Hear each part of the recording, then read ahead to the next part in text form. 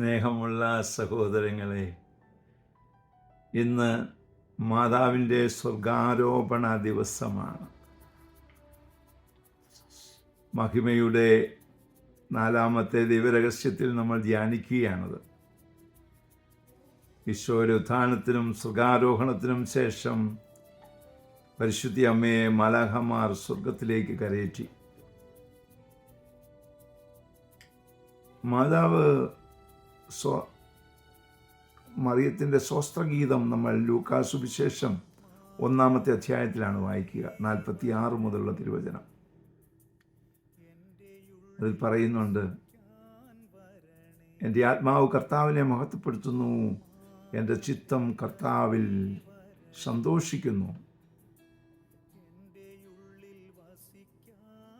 അവൻ ദാസിയുടെ താഴ്മയെ കടാക്ഷിച്ചു. സർവശക്തൻ എനിക്ക് വലിയ കാര്യങ്ങൾ ചെയ്തു വന്നിരിക്കുന്നു. ഇന്നു മുതൽ സകല തലമുറകളും എന്നെ ഭാഗ്യവതി എന്ന് വിളിക്കും. അവൻ ഏവർക്കും കരുണ ചൊരിയുന്നു. തുടർന്നങ്ങ് വായിച്ചു നോക്കിയാൽ ഒത്തിരിയേറെ കാര്യങ്ങൾ നമുക്ക് മനസ്സിലാക്കാൻ പറ്റും. അതെ, നാം എല്ലാവരും പരിശുദ്ധാത്മാവിനെ സ്വീകരിച്ചവരാണ്. പരിശുദ്ധാത്മാവിനെ സ്വീകരിച്ചവർ എല്ലാവരും ഭാഗ്യമുള്ളവരാണ്. അപ്പോൾ നാം ഓരോരുത്തരും ബ്ലെസ്സഡാണ്. എന്തുകൊണ്ടെന്നാൽ നമ്മിൽ അനുഗ്രഹീതൻ വസിക്കുന്നു എന്നുള്ള കാരണം കൊണ്ടാണ് നമ്മളങ്ങനെ ആയത്.